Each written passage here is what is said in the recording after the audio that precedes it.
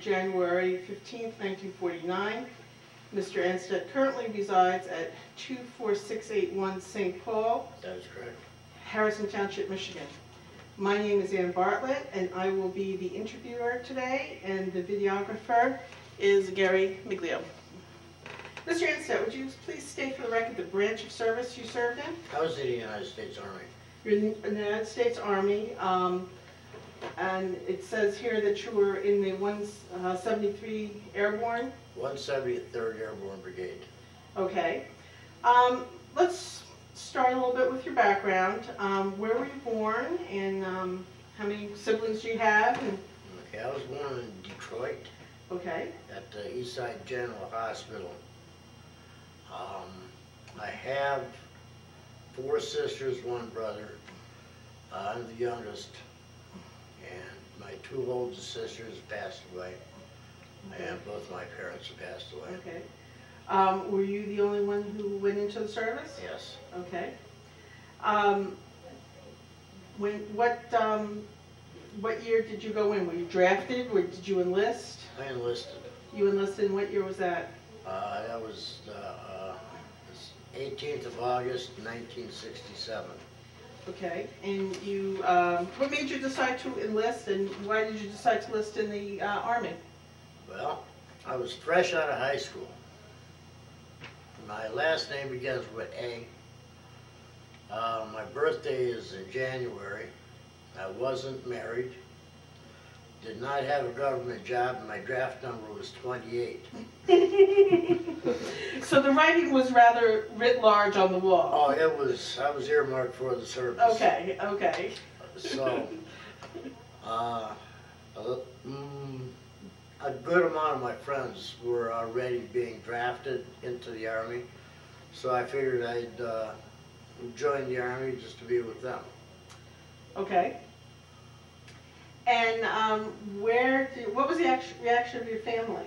Did your parents support you, or? They were fairly surprised. Okay. Since I was the only one in the family that would. Okay. I had a brother that was the super jock. Okay. And you would think that he would be the one that would have gone. But I just, he wasn't going anyplace. He was 4F. He couldn't, he didn't pass the physical. The super jock was 4F? Yeah. Okay. Yeah, he found himself a way to get out of it. Okay. And I did not. So you decided to go. And so when did you enlist, and where was your boot camp? Well, I enlisted on the 17th of August, and the next day I was gone. Wow. I went to first Fort Wayne, where they did the testing, the initial physical and written testing and everything, and from there, by train, I went down to Fort Knox, Kentucky, where I did my basic training. Mm-hmm. Now, when I enlisted, if you remember, that was during the '67 riots. Okay. Was that, so you enlisted just before, just after? Just after. Just after the riots. Okay. Now I'm 18 years old, impressionable, and I live out close to Selfridge Air National Guard Base. It was Selfridge Field then, and I see all these Army guys with the Jeeps and the guns and the big trucks and everything, and they pretty well squashed the riots. And I said, ooh, well, if I've got to be in the service, I think I want to join up with those guys, because you see, that's all they do is they stay here in the United States and take care of things like this, and I don't have to worry about Vietnam. Uh-huh. Yeah, well, things didn't work out so well, because you see, in November, that particular unit was shipped over to Vietnam. Okay. And So, what were you aware about the Vietnam War? Were you aware of the political controversies about it, or had you had friends that had gone there already? yeah, I had friends that were Okay. already there Okay. and returned, and I knew that it was not a good place. Okay. So this was not exactly what you were hoping to hear. No. Okay. So, I did fairly good in my testing, and Okay. I was sent to my AIT, Advanced Infantry Training at Fort McClellan, Alabama. Okay. And it was a very, very small post, and it was an accelerated infantry, and it was advanced. It was kind of a crash course in Ranger training. Okay. So they were training you to be a ranger. Pretty much. Okay. And then I had a short leave over the Christmas holidays. Then I went back to Fort Benning, Georgia for my jump school training. Spent my 18th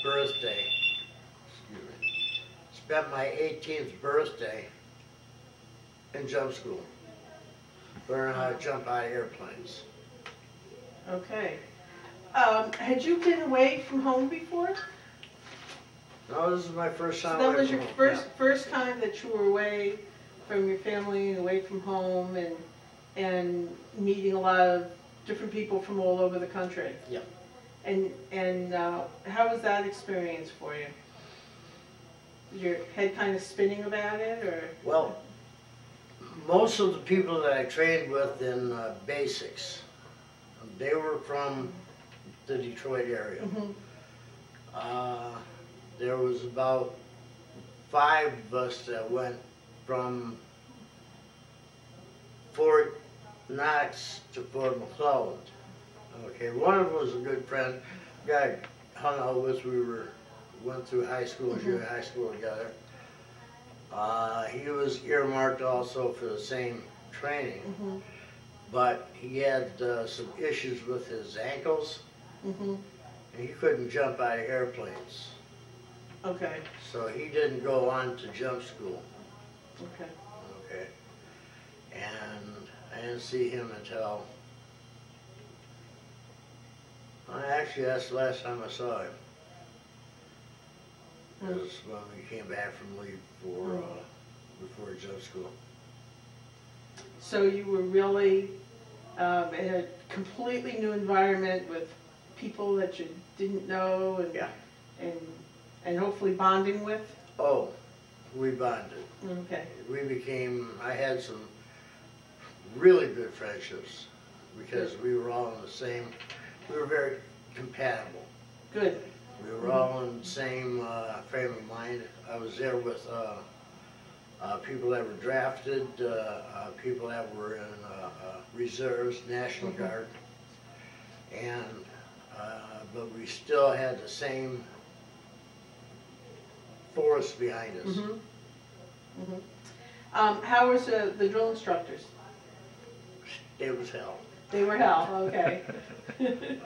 like you see in the movies. Yeah, I have. Although there was one instructor in particular, Sergeant Wilson.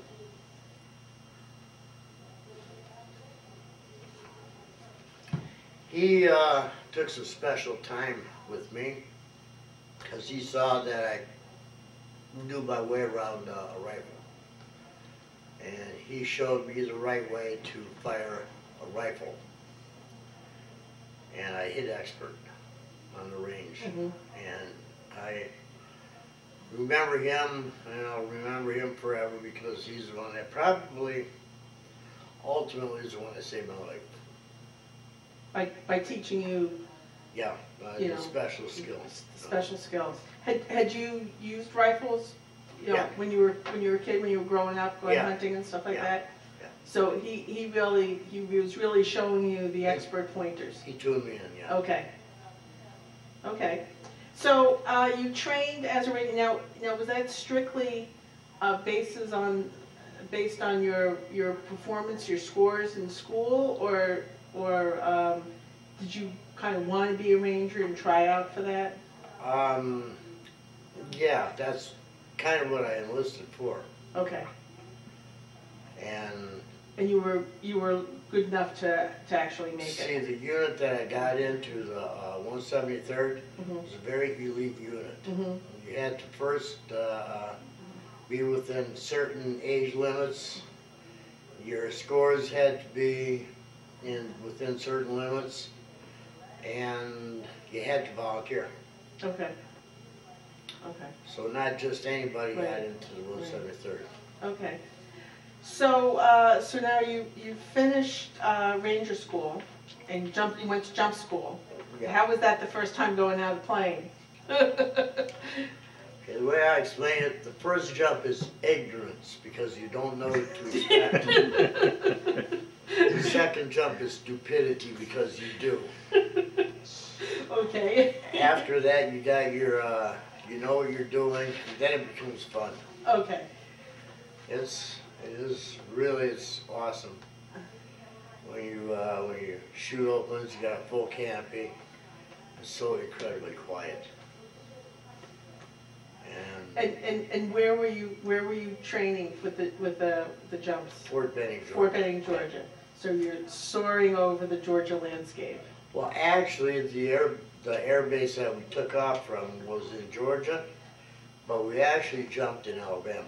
Okay. Okay. Trans-state Yeah. training. Okay.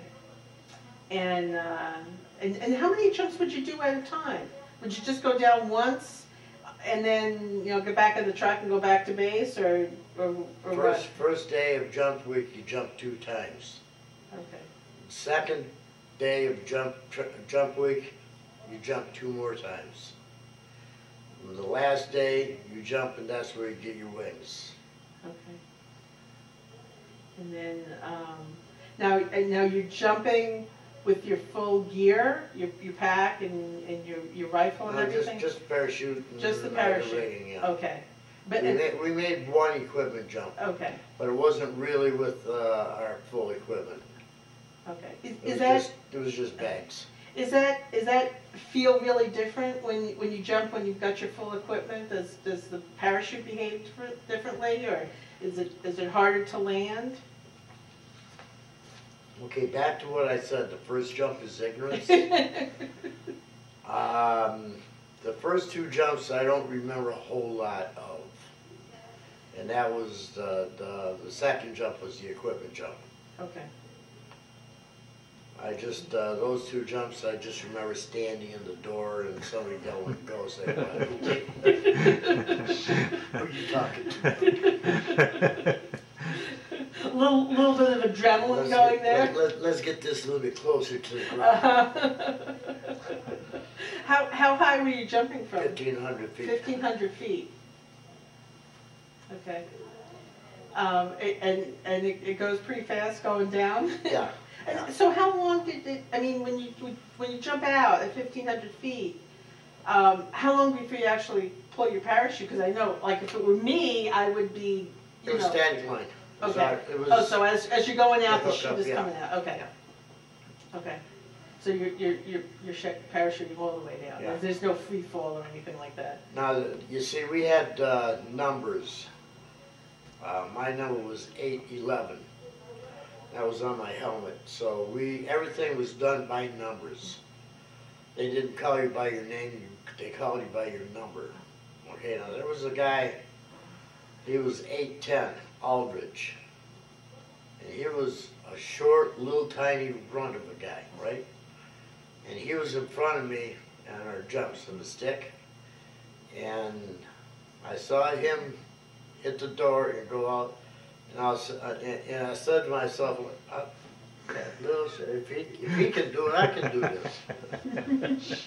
So I got to the door and got position, and the sergeant said, "Go," and I jumped.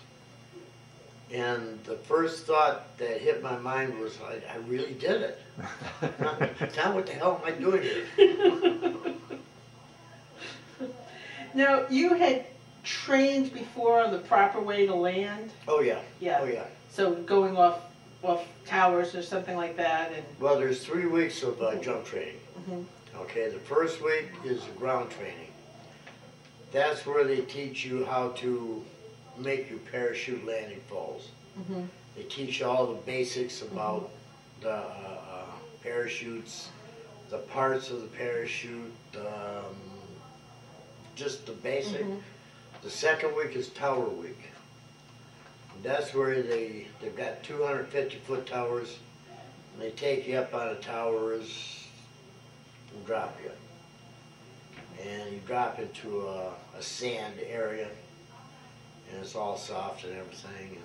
And it was nice. And then you get to the jump where you're jumping. Ain't no soft sand there. No. Mm-mm. Then on top of it, okay, these big T-10 parachutes, they don't control so easily. So the idea is to get as close as you can to the trucks. Okay. That way, because you have to pack up your parachute and everything and take it to the pickup zone. Well, it didn't, it just come straight down. And there wasn't much control at all on the parachutes. Yeah. I think I landed about a half mile away. Oh my gosh. So you had to grab your chute and everything. Had a lot of humping to do, Yeah, yeah. Did you guys have like competitions or bets between you on who's going to land closest or something, or any special reward from the instructor for something like that? Yeah. The special reward is you don't have to carry your equipment as far. Okay. Who packed the chutes? Did you have to pack your own chute? No, they had riggers. They had riggers that packed your chutes. Yeah. So was it the same guy who packed your chute every time? I mean, did you? Don't know. You don't know. They had. Yeah. I mean, there's 400 people jumping. Wow. In one jump. Wow. So it would be difficult for one person to. Yeah. Was there anybody who took that first jump and just said, "That's it, I'm done. I'm not going. Put me someplace else." No, Everybody went through. Everybody went through the whole time. Yeah. As long as you made it to the jump school, everybody went through it. So they did a good job of screening people. Yeah. You know. Well, I trained also with Marines, with Air Force, with Navy, Navy SEALs, Marine Recon. We all trained together. Did a lot of running. Actually, I was running about 20 miles a day. Wow. Wow. And all, yeah. Build up the leg muscles for landing. And the wind. And the wind. Wow. Which came in very handy when I hit the sandy shores of East Asia there. Okay. Well, now, so tell us now about some of your deployments. What did you do after you finished jump school? Well, I had a short leave, 20-day leave. Then I went to Fort Dix, New Jersey, and left from there. Mm-hmm. Went to Oakland, California, and from there we skipped over to Hawaii, and then went to Benoit, Long Binh Airstrip. That's just about in the middle of the South Vietnam.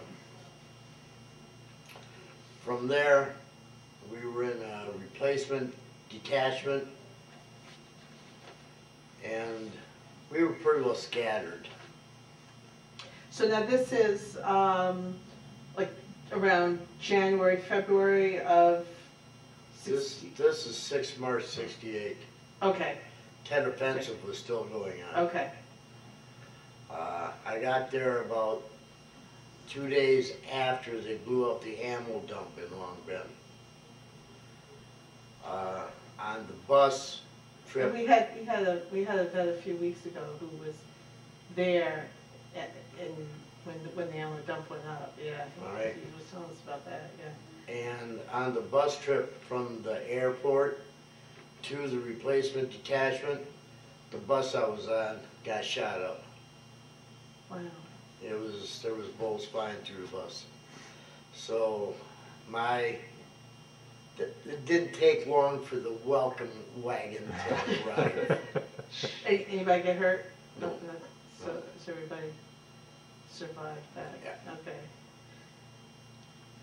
So that's when I figured this is going to be a little bit harder than what I expected. Well, not exactly riding the streets of Detroit in a tank. Yeah, kind of thing. yeah. So Okay. after that, I was there in Long Benoit for about 3 days. And then I went up to Anstett to join with the 173rd Brigade. And that's where I went through jungle school. From there, we got sent out to you see, now most of the units are divisions. There's 10,000 people. And it's developed of different brigades. Okay, the 173rd was just one brigade. And there was 4 battalions. And 4 companies in each battalion. Okay, so there was about a dozen of us that went to the 3rd Bat. Well, we got on a plane at Anstett. They took us to a airport in Canton, and we got off the plane, and we've only been in the country a week. And the plane takes off and leaves us there, and there's this building, and it's filled with holes. There's concertina wire. There's a village just outside. None of us knew what was happening, what we were doing there or anything. There was nobody there. They just dumped us and took off. How many of you? About a dozen. A dozen of you. Just Yeah. kind of left you Yeah, there. 'cause we watched the plane by. And we stayed there for a couple hours, and then a truck, a deuce and a half, came, picked us up, and took us out to an empty field. We didn't even have rounds for our weapons yet. Oh, fun. Yeah, we had nothing. And they took us out to this crossroad, an empty field, and dropped us off, and the truck takes off. Now we're in the jungle. Still no rounds. Still nothing. Nobody tell us what we're doing or anything. And then within minutes, all hell broke loose. Here comes helicopters. Here comes everything. The whole fire support base, a battalion. See, we were supposed to get there after they set up. But Okay. it didn't, in the military, well, things happen, we ended up getting there, we were there before they were. So we got assigned to our individual companies, and the first thing we did is dug a hole. A big hole. That was the bunker for the command position. So it wasn't an individual foxhole, it was... No, it was the bunker for the command position. And that night, that's when we got assigned to our individual platoons. And that was the rear area. And you're probably thinking, I went through all this flight school to jump out of airplanes and they got me digging a ditch. Yes, yes. Well, every step, it got worse and worse and worse. Okay? And finally, the next day, I was assigned on a detail. We had to go and cut fields of fire. You know, we had to cut through this elephant grass. And these guys that I'm cutting with, you know, they're all happy to see us because we're replacements. They just come through an area that was pretty heavy in combat. And they were happy to see the replacement, so we're cutting through this elephant grass with entrenching tools and shovels and just to knock it down. And as we went out, then all of a sudden we kind of made a left turn. And I wonder what's this all about? Well, as it turns out, we ended up by a tree. So these guys are done working. Now I'm learning how to sham. I'm learning how to ghost. So we stayed there, and that's where I got the first time I smoked marijuana. And boy, did I get high. Well, we finished that. Now the next day, I was getting shipped out to the company. Okay? And this was, how would you describe it? It was nothing. It was a perimeter. And I was introduced to the platoon sergeant, and he just, we got it, and the heat was amazing. And the humidity too. Yeah, it was the mosquitoes, the stench of the jungle. Well, now we got to this, they dropped us in a fire support base. There was artillery there, and I'm thinking, well, this is the worst it's gonna get. No, because I learned that fire support bases was a luxury. So we were there for a couple of days. I got introduced to the guys in my squad, and that first night we went on a patrol. And we went across the concertina wire out into the jungle, and that's when I knew I was home. And we were there for about 3 days, and then we went out and did our thing. I started out on a line unit, a company, and as the year progressed, we broke down to where instead of going out on company patrols, we were going out on platoon-sized missions, down to squad-sized missions. I was doing missions, patrols where there was 4 guys, 4 of us. Mm. Ambush patrols, we go out on ambush patrols, 4 guys. This is very constant. You'd be ambushing the Viet Cong? Or? Yeah, hopefully. We called it trick or treat. We'd go out trick or treat. Okay. And either you get something or you don't. And those got pretty hairy because we owned the sky, Charlie owned the night.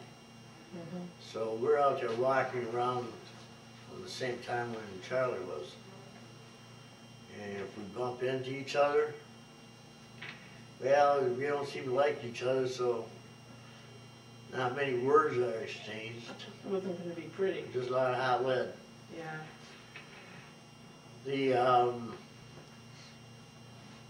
When the first mission that I was involved in, the Marines was under siege in Quezon. And we were the unit that went and got the Marines, dug the Marines out of Quezon. Mm. How many of you were there in that unit? 110 of us. Wow, that's not very many. We came out of Khartoum, there was 55. So you lost half? Yeah. Wow. Excuse me a second. Yeah, I'm busy with an interview. I'm going to fix this, I hope.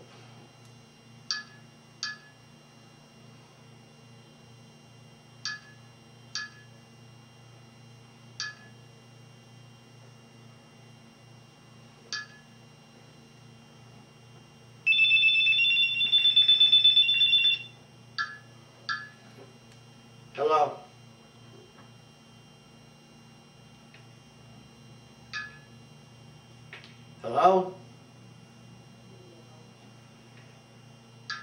Yep, over there. This is where eyes come in handy.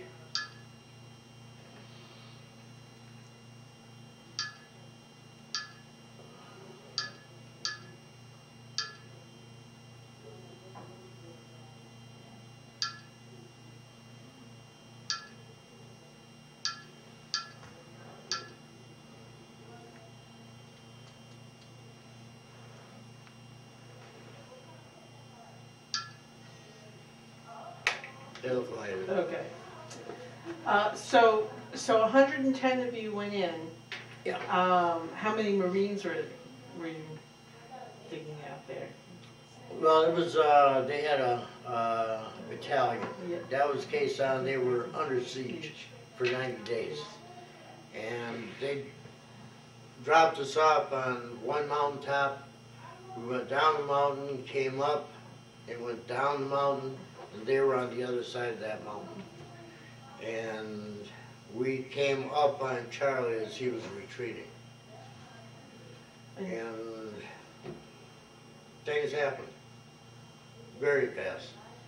How long was that fight for you? For your group? That firefight only lasted about 20 minutes. And they took out half of you. Yeah. And how many of them did you take Well, out? no, this is over a course of like 2 weeks. Oh, okay. Okay. Because after that, we were out doing our thing. They mortared us every night.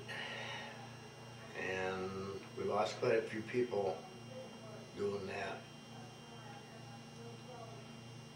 After the 2 weeks, we loaded up on choppers and we went to a little place called Bongsong. And that was our AO for a couple of months, for about 4 months. And then we changed our AO and went down to Bowlock. And that's where they broke us. We were completely broken down. That's when we started working with the 75th Rangers. That's when we were doing most of our platoon, squad, and very small reconnaissance. I was in Cambodia and Laos in '68. We weren't in Cambodia and Laos in '68. we weren't in there. Yeah. But we were. Yeah. I did a lot of reconnaissance missions. Now, Yeah. and you had gone in. Had you jumped in any of this time? No. Was this so? No. Now the 173rd is the only unit that made a jump in Vietnam, and that was just a couple of months before I got there. Okay. But they were the only unit that made a jump into Vietnam. But all your other ranger training was relevant to these missions that you were on. Yeah, I guess you could say that. Did you ever feel like maybe you were just a body out there? Oh, the first 3 months you're scared to death because you don't know what's going on. Okay, the last 3 months you're scared to death because you start to think that your luck has to run out sometime, right? Now, there was one guy in our unit that had 2 weeks before he was out of the service, and he was killed. So, you can't, when it burns out, you're gone. Mm-hmm. But the middle 6 months, you get an attitude where you don't care. It just don't mean nothing. Just surviving. That's it. Whatever you do to survive. Yeah. No, that's it. You become an animal. Now, how close did you interact with with the enemy, with the Viet Cong? I mean, was it real impersonal, or, you know, kind of looking in their eyes? And Well, probably the closest would be maybe 10 meters. We didn't have any hand-to-hand combat. okay. No, 10, 15 feet. That's about it. Were you mostly fighting at night, or was there a lot of daytime action? Day and night. Day and night. Yeah. And anytime it happened. Yeah. Did you take any prisoners, or? Yeah, we got one. Yeah. We caught one enemy prisoner. And He was a young kid, and he was he had malaria, so he wasn't moving too well, and they kind of just left him there. And we found him and packed him up and sent him back. Now, you say a young kid. I mean, you're not more than 19 years old. Right. So how young of a kid are you talking about? It's hard to tell because their age Yeah. is different. He could have been about the same age. Okay. So you sent him Back to the rear. back to the rear. Yeah, we called it a chopper, Okay. and came and picked him up. Whatever they did with him, they did with him. What about supplies? I guess you finally got your bullets. Well, yeah. I mean, did you have enough supplies, or were you short on stuff? For the better part, okay, we got resupplied every 3 days. Okay, they bring in weapons, ammunition, sometimes clean clothes. More times not. They bring in mail.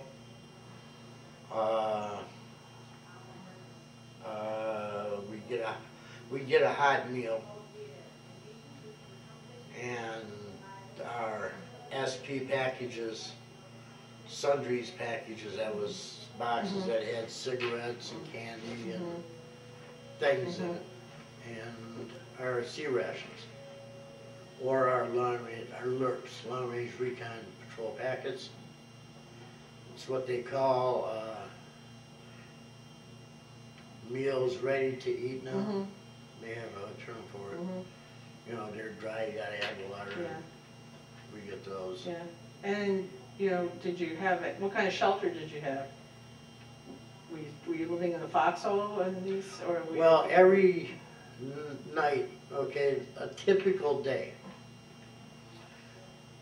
Wake up probably 5 o'clock in the morning. Okay, the first thing you do is, you know, you wake up, you have your coffee. Make your coffee with the chocolate and the cream and the sugar, and that was breakfast.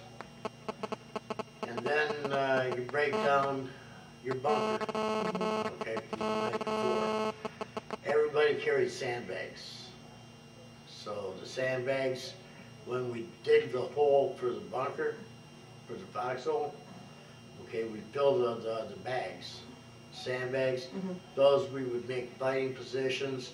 We'd go out and cut down trees and build overhead for the bunker. That was in case we're getting mortared. We could climb inside the bunker. I mean, you're not going to get that much protection. There's usually a bunker was for about 3 to 4 people, and that was the size of your squad. You know, that your fire team. Okay, so each position in a perimeter had certain areas that they were responsible for. Okay, so you break down your logger site and you hunt. You get out and you move out to the next area. You have so much time to go from this point to another point, which could be anywhere from 3-4 clicks. A click is 1,000 meters. If you were in heavy jungle, mountains, you couldn't travel too far. in a day. But if you were in flatlands, the plateaus, you could travel, most we went is like 20 clicks in a day. And then you get to your next logger site. First thing you do is set out your fields of fire, figure out where you're going to set up the perimeter. This is done by command. They tell us where to set our bunkers, where our fields of fire was. And we dig a hole, and once we get the hole dug with the overhead cover and everything in our sleeping positions, we'd have something to eat. Now the first thing that I would do is when we'd logger in, find out where we're at, I'd light up a cigarette and watch to see where the smoke was blowing. And wherever it was going, I'd follow to the whatever position was on the most outside of the smoke. And me and my friends, we'd sit there and smoke our bowls of marijuana because all the smoke would drift outside. So the CO and these lifers, they knew, but as long as we didn't in their face. Don't ask, don't tell. Pretty much, yeah. Okay. So then all night was, you'd take your turns doing guard duty. There was always somebody awake watching, and those sometimes those got pretty hairy, especially in like bamboo, because bamboo breaks. It's constantly growing and breaking, and okay, when it's dark, triple canopy, because you're in your bunker, you're doing this, trying to see what you can see.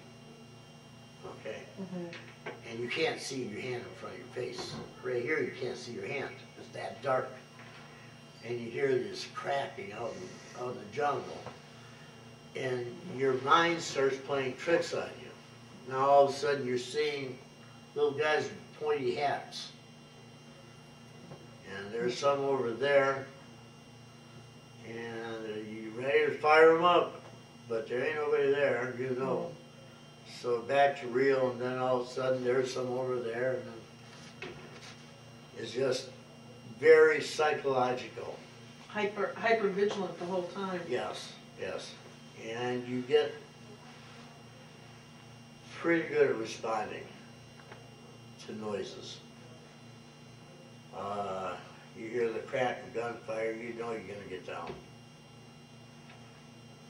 Any sounds, anything that isn't supposed to be there,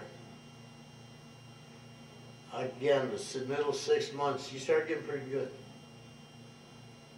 You know trail markers. If you're walking a trail, you can see trail markers where, see, here we have speed limit signs, do not turn signs, center lane for left turn, traffic lights and everything. Well, the BC, the NBA, see, I worked the Ho Chi Minh Trail. They didn't have that stuff. But they would have things like, you'd be walking down a trail and it's all just woods and stuff, and you see a white rock, a white stone.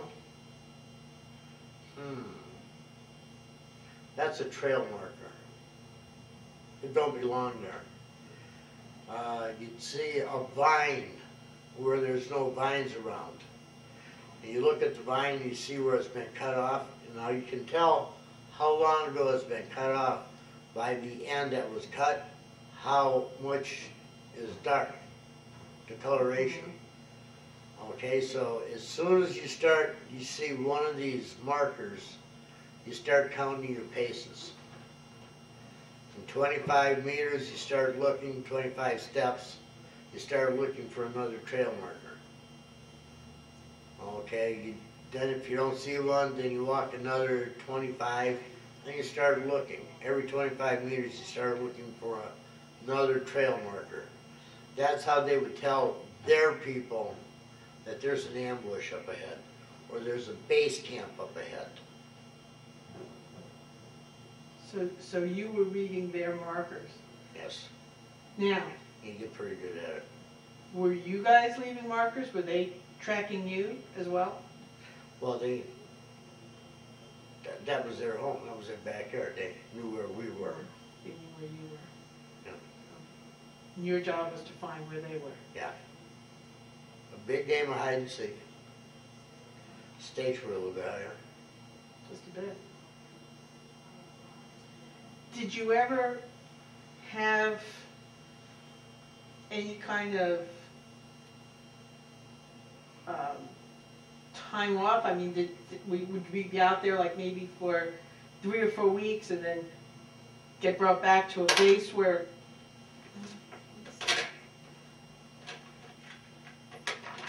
it was a little bit more secure? Have a little bit of downtime, or? The fire support base in each battalion, there was 4 companies, A, B, C, and D. I was in D company, with 3rd Bat, 503rd, 173rd Airborne.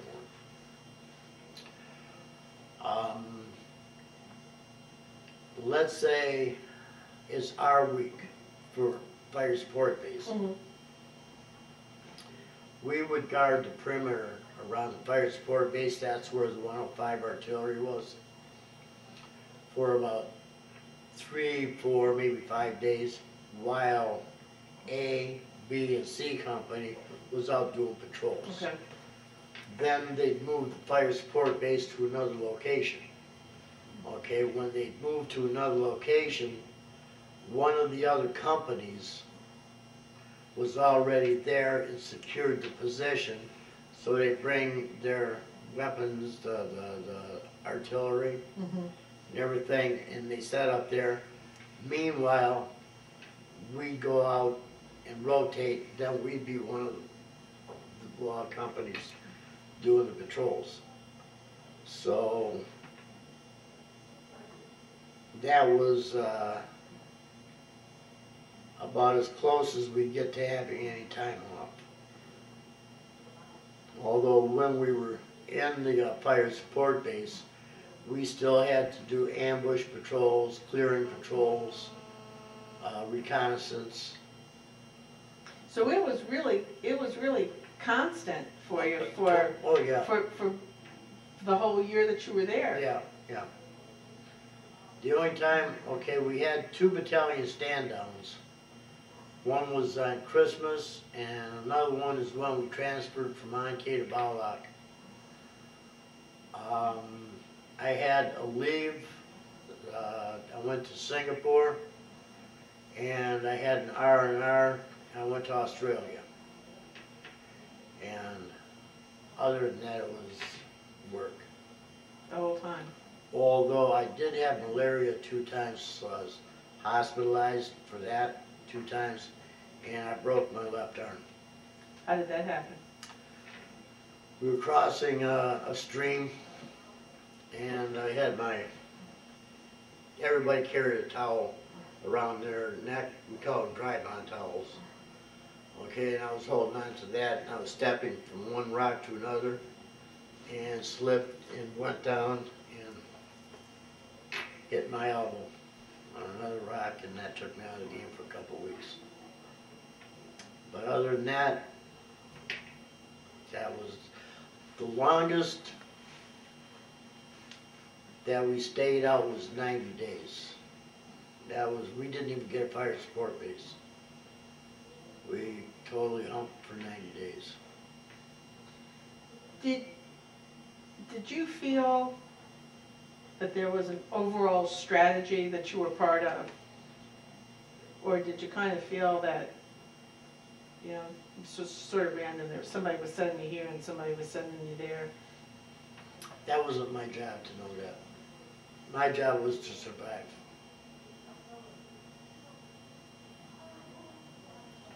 No sense in out thinking it. I had too much to think about Yeah. with Charlie being out there. That was up to command.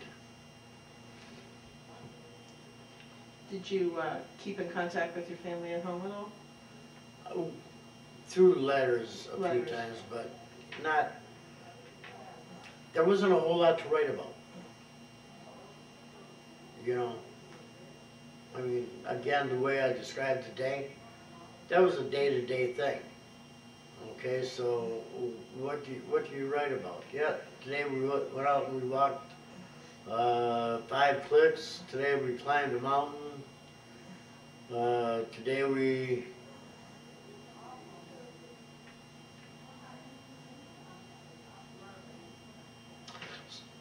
sometimes we make contact.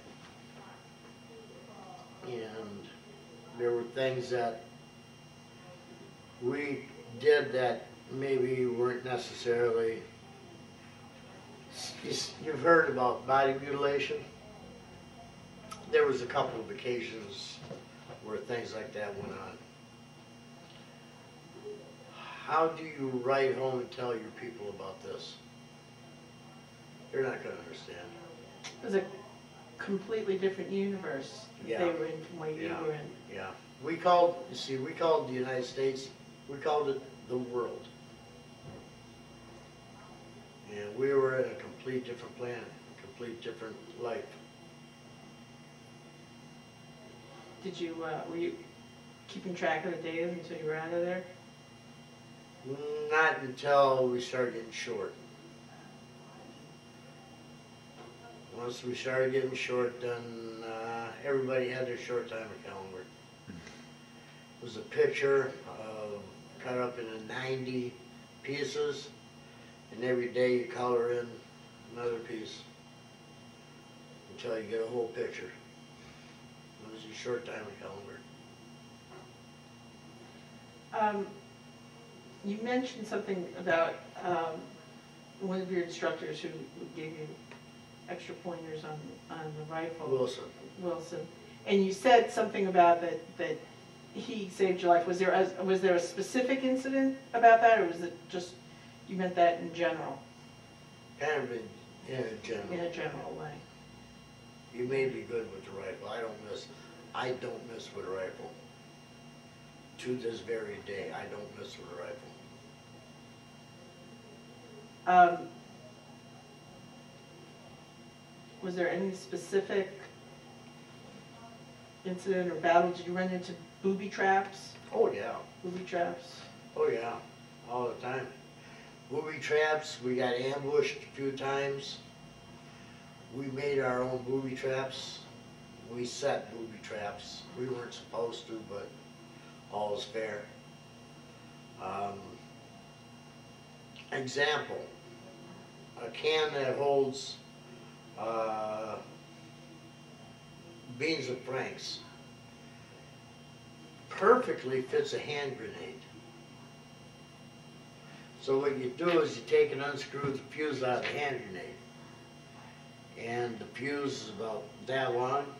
So you break it in half, maybe less than half, and pinch it off. Okay? And that's a short fuse. Then you put that back in.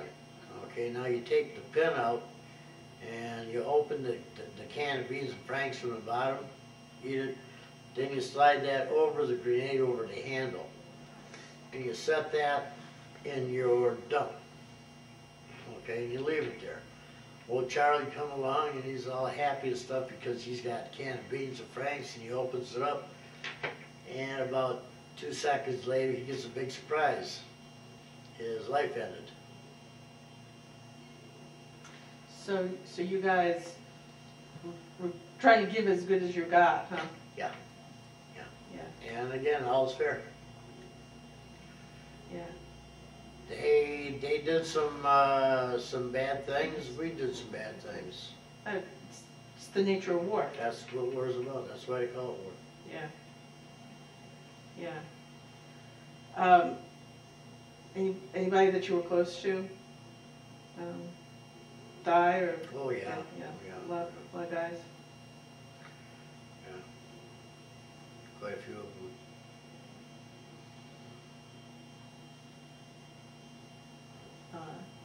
You still, did you keep in contact with some of the guys after you left? When I left, I still had a year and a half to go. And I got stationed at Fort Polk, Louisiana, where they attempted to make me a drill sergeant. Now, so you had, okay, let me just back up a second. You had enlisted for how long? 3 years. For 3 years. So you went through training, you had a year in Vietnam, so you still had a year and a half to go? Yeah. Okay. And I went down to Fort Polk. Well, down at the Polk, okay, I just could not be that soldier that shines his boots every day and breaks starch. And I couldn't be the guy that sees an officer and salutes him. Just because he's an officer, I couldn't be that garrison soldier. So I went through quite a few different jobs. Lost all my rank. Went from E5 all the way down to E1, I think. I don't know if it was E1 or E2. What is that? Less than a private. Less than a private? Yeah. And finally, I ended up as a permanent aggressor on Peason Ridge. Okay, Peason Ridge was in a concern of the military. It was a place in the middle of the Kisatchie National Forest in Louisiana. There was a village that was set up with a pig pen. There was cattle, chickens, tunnels, a village, a regular village. There were base camps set up, and the trainees that were in AIT would come out to Peason Ridge for a week's training, 6 days of training. And we wore the black uniforms, and we acted as if we were VC. We were aggressors, permanent aggressors. And it was our job to act like the Viet Cong, the NVA, to simulate to the trainees what war is going to be all about. And we made it as realistic as we possibly could. Had a lot of fun doing it. You had you been through that kind of training? Oh yeah. Okay, you had been through that kind of training. Yeah, but way back. Okay, Way back. and now you were the guys who were dealing it out. Okay, now this Peason Ridge was 35 miles off post. Okay, and the ones that got sent out to Peason Ridge, okay, they sent me out to Peason Ridge because they couldn't, they didn't have enough to kick me out of the Army. But they didn't want me in view of society. Having a little trouble readjusting, were you? Yeah. So they would stick all the malcontents out in Peason Ridge. Ironically, there were 4 of the guys from my company that was there. Which kind of goes to show you the character of our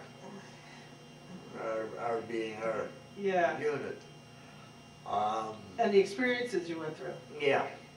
In fact, after Vietnam, they broke down to 173rd. They disbanded it, and then they got it going back again about maybe 10 years ago, 15 years ago. And I was at the bank, the credit union from base. And I saw a young fellow with a 173rd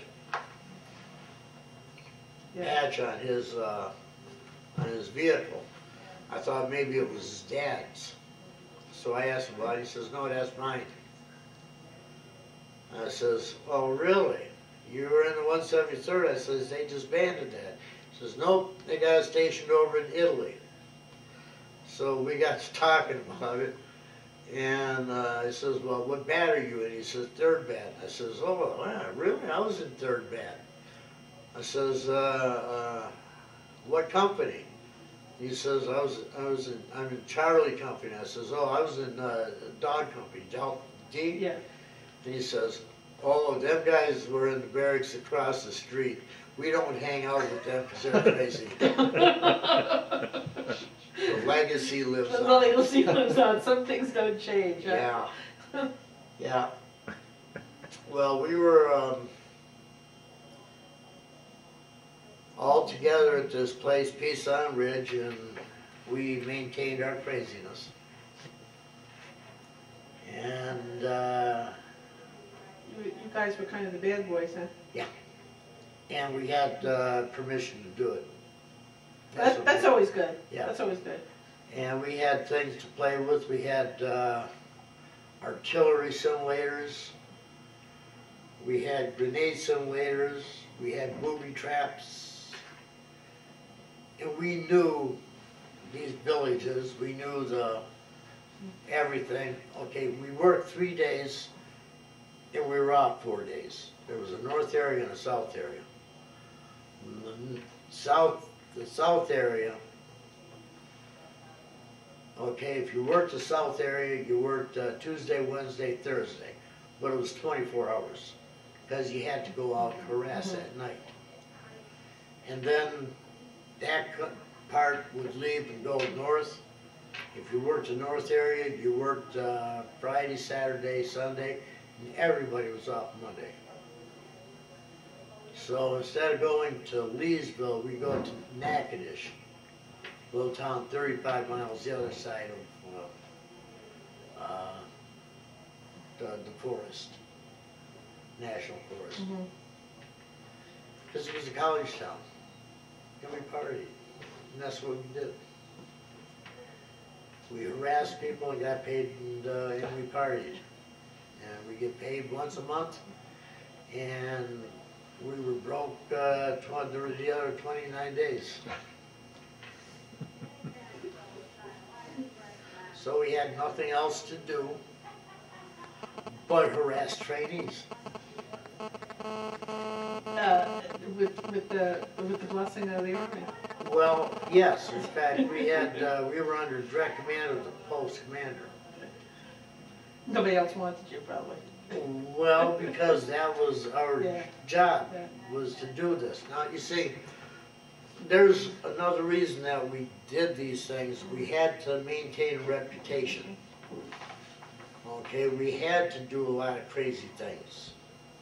We had to, because, again, we were 35 miles away from the post. Because these trainees coming up, okay, they hear all the horrors of these aggressors. You don't want to get caught by these sons of bitches. They're crazy. They'll do this, they'll do that, you gotta stay away from them. Don't get caught. Escape and evasion. If you get caught, they'll do things. Of course we did. We had to. We had to let them know what to expect. They had to know what fear is. And we put the fear of God in some of them.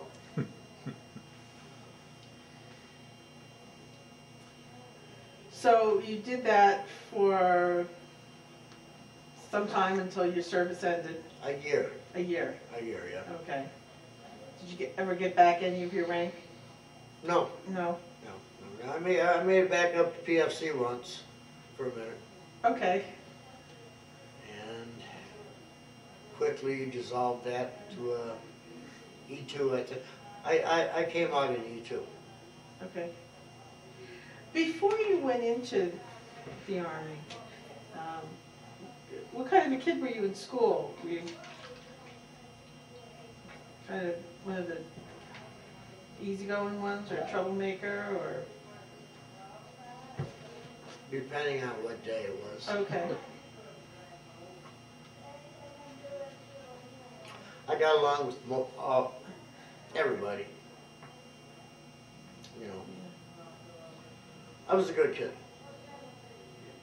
I mean, I was a typical kid, let's say. Yeah. You weren't one of the troublemakers everybody was glad to see, you know? No, no. But my friends were. So, you got out of the Army, and then what'd you do?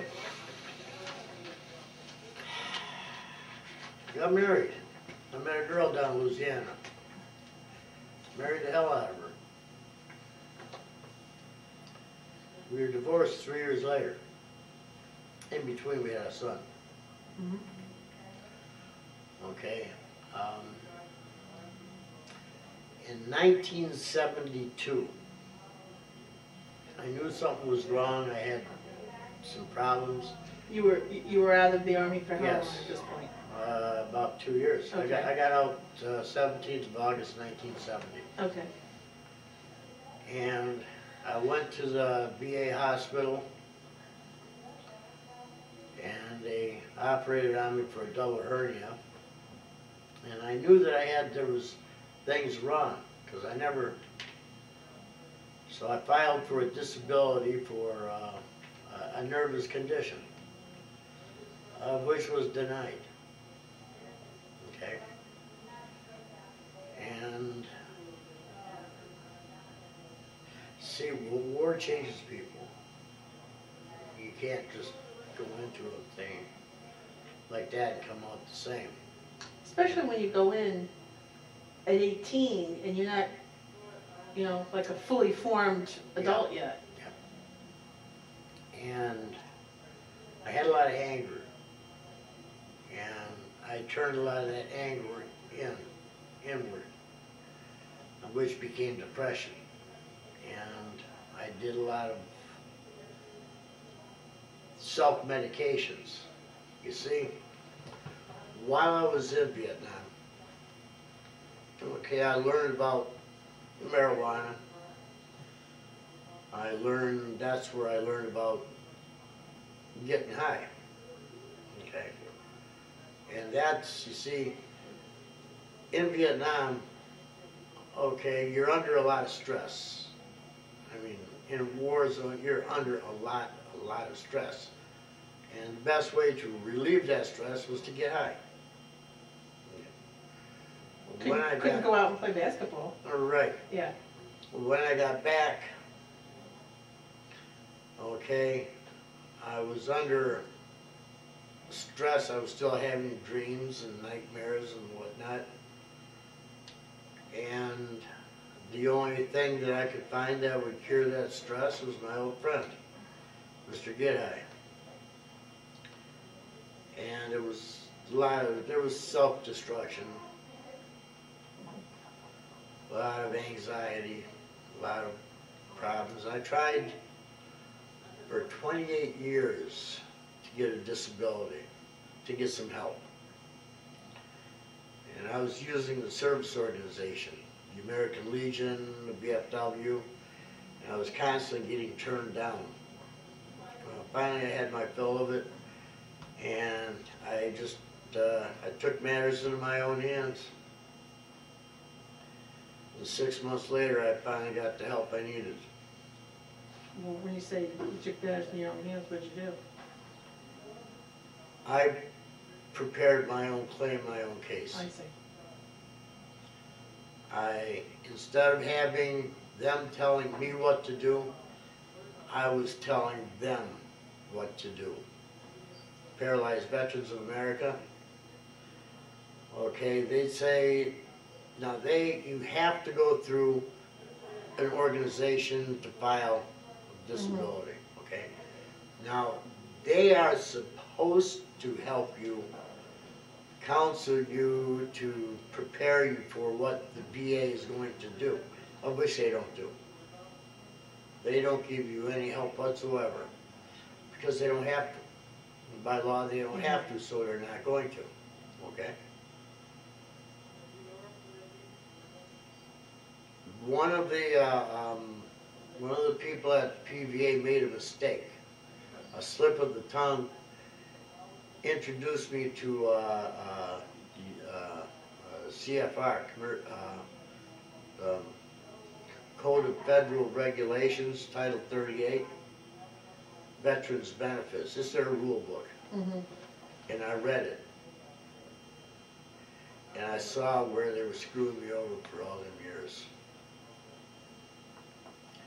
So I prepared my own case, filled out my own paperwork. I used their stationery, of course, and did made my own appointments, made my own phone calls. Mhm. I knew time frames, they had so much time to get your file from this desk over to that desk. And I knew the date it was supposed to be on that desk.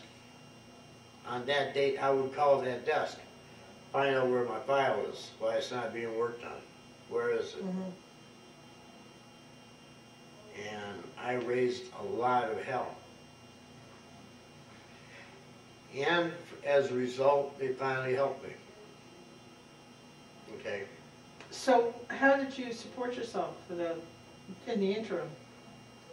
The 28 years? Any way possible. Any way possible. Odd jobs, a few Yeah. weeks here, a few months there, you know. I worked with a dating service for a while. I worked in a print shop for a while. Sold shoes, sold drugs. Just ripping and running. Worked in restaurants. Mhm. Uh, So you finally got some disability? Yeah. And what year was that? 94, 94. November of 94. And since then they've been able to help you, be able to help you with your mental health as well? Yeah. Yeah.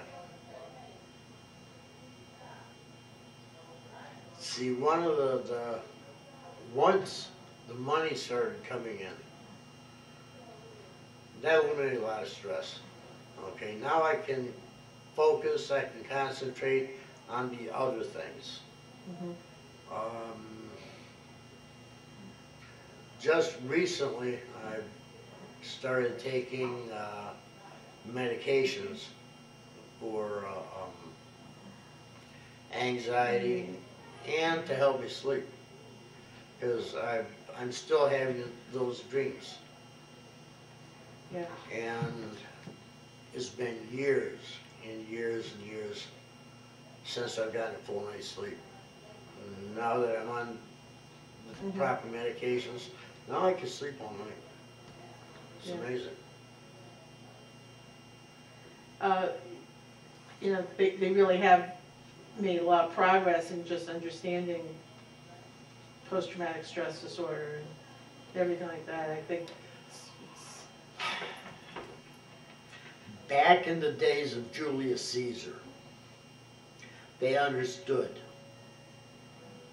what war did to a man. Okay? They helped the people that went through war. They were given certain rights. They were given certain things because they knew back then, okay, in World War I, they called it shell shock. World War II in Korea, it was battle fatigue. They knew what it did, what war did to a person. But because Vietnam was an unpopular war, they wouldn't do anything to help us. Did you ever take abuse from civilians when you came back home, from Americans who came back home? You read these stories about, you know, people soldiers coming back getting yelled at. How about from my own family? From your own family? Yeah, my brother and his wife. And I was only home a week, and I was catching flack from them. For what you did Yeah, there in Vietnam? yeah, I was a pot smoking baby killer. That's all there was to it. That's how they treated me. When I got off the plane in Seattle, It was very early in the morning, it was still dark. And they didn't even bring us up to the terminal. The plane stopped out on the tarmac. We had about 1/8 of a mile to walk to get to the terminal. And as we're walking, we could see this crowd of people. There's a big ass fence with some concertina wire on the top. It was just like being back to Vietnam, right? And the door was over there. There was a whole crowd of people, and we couldn't see what they were doing or hear or anything because of the noise of the airplane. The closer we got, there signs telling them, these people are yelling at us, we don't want you to go back to Vietnam. Spitting at us.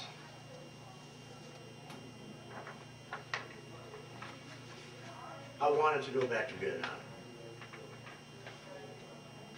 Figured I might as well. They don't seem to want us here, so we might as well go back. But my CO wouldn't let me go back. He wanted to get me away from the war machine and the drugs.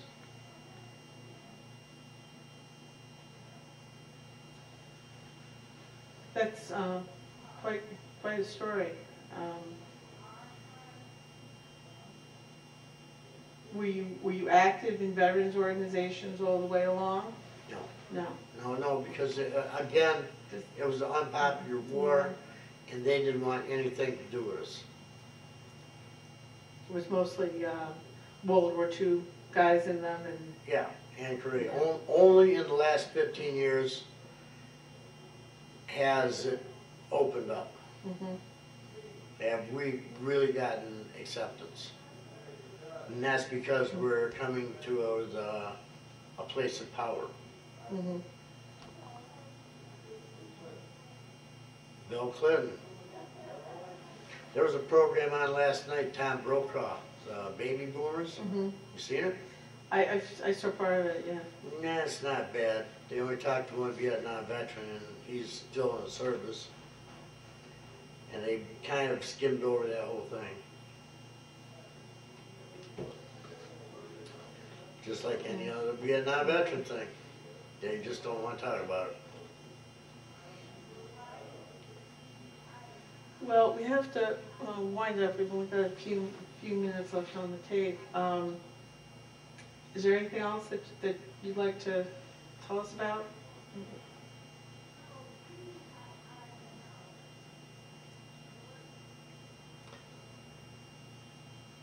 The war, being in Vietnam, was only a part of the war.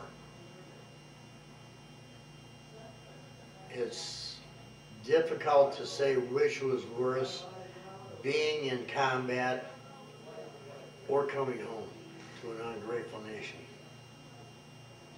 A nation that didn't really understand what you had been through, or even what the war was all about. No, it's not that they didn't understand, it's that they didn't want to understand. They flat out just didn't give a damn. They wanted to bury us. Stick us in a corner in a closet and act as if it never happened. It's still happening today. The Veterans Administration still give the veterans a hard time, Vietnam veterans a hard time to collect the benefits that they should have been getting all along. I've helped 8 veterans get their benefits since I got mine. Good for you. And because I can do it. See, I'm still a sergeant in the United States Army. I just have a different job to do.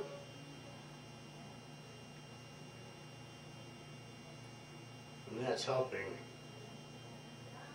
my brothers get what they deserve. Not what they were giving us. Taking care of each other. That's what you did in Vietnam, that's what you did when you came back, and that's what you're doing now. That's exactly right.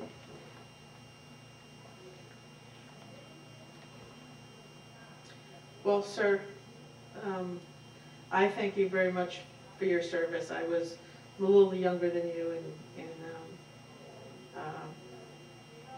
it was quite a controversial and emotional part of my life, you know, growing up as a teenager. And you know, I did have older friends who went, and some didn't come back. I at this point in my life, I can appreciate what you did. At that point, I was too young to understand. Maybe the older people should have. But at this point, I certainly do appreciate.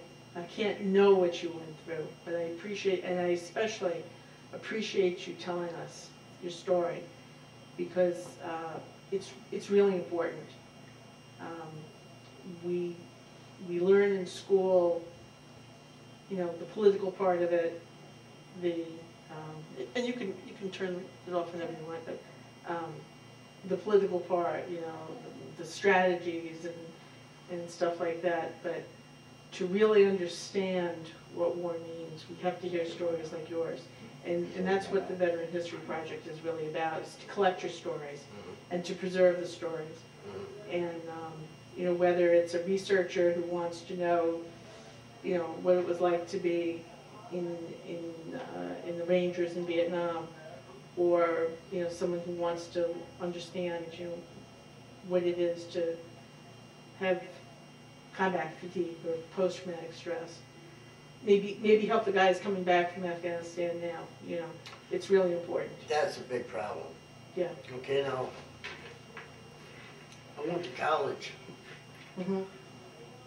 to get a degree so that I could help the people coming back from Afghanistan and Iraq. And because of my background, they wouldn't let me go through complete the course. Was that counseling or something? Yes.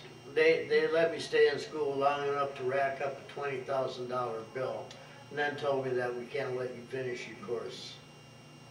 But you have to pay us $20,000.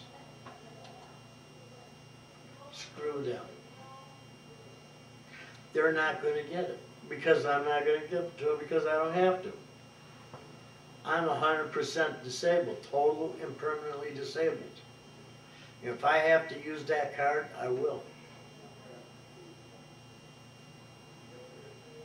But they should have ran off to Jump Street if they knew. They should have, without a doubt, said, no, you can't go to school. You can't. But instead, they let me go through until I Wrapped up the debt. Yeah. Predators, they're still out there. They're still out there. But now we've got this 2 wars full of people coming back from war that aren't going to have the benefit of somebody that knows, somebody that's been there. Instead, they've got children trying to explain adult things to adults. And history repeats itself. Nothing changes, huh? Faces, names, nothing changes. So are you involved in any programs now to help veterans, or is there some way that you can volunteer and things? I work with, I'm a part of a group called the Anstett Riders. If I let people know that I'm a Vietnam veteran. I meet Vietnam veterans, and the first thing I ask them, is the government doing anything to help you? Is there anything that I can do to help? I direct people to the Veterans of Modern Warfare. I help people, like I said, I've got 8 veterans or benefits. I help veterans wherever, whenever I can. So this has become your focus in life, has become an advocate for Vietnam vets. Let's call it a mission. Mission. Yeah. Good for you. Because nobody else does. Nobody else cares. Everybody's involved in there. Self-pay. Yeah. Well, you've come quite a long way from the guy who was the permanent aggressor. Yeah. Yeah. Yeah, I have. A lot of water's gone under the bridge. But you're still a warrior. You're still a warrior for your brother vets. Yes, I am. And you should be proud of that. That's quite a service that you're doing for people. They may not realize it now, but it is something that you're doing for us. Eventually it will. Mm-hmm. Thank you very much, sir. And if you can just wait a minute, we'll finish this up. So I think, Like the guider or what it's doing. yeah, you just have to hit the guider.